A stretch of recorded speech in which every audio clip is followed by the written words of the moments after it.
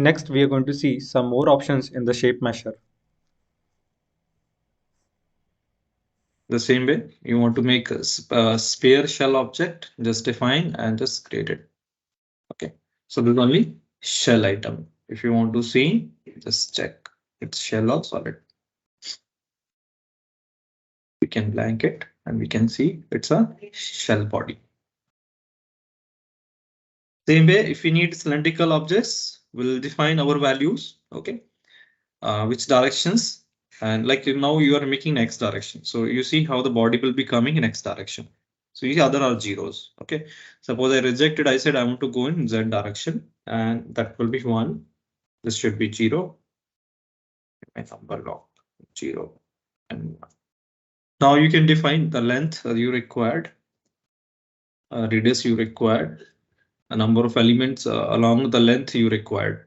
It is about circumference. Okay, there are different options. Are circumference along radial direction and along the length. So if you want to specify the elements along that also, you can specify. Try to create it. Okay.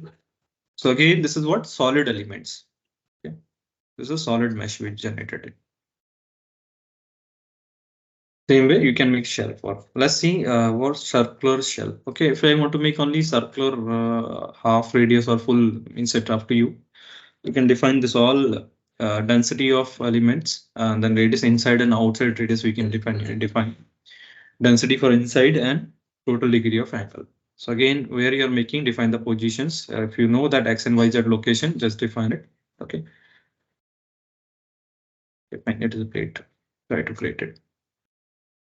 So like this, it will be created.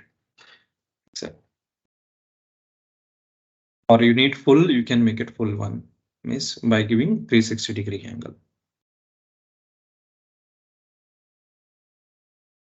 Make it by 360. Okay. So again, I'll control my densities and all.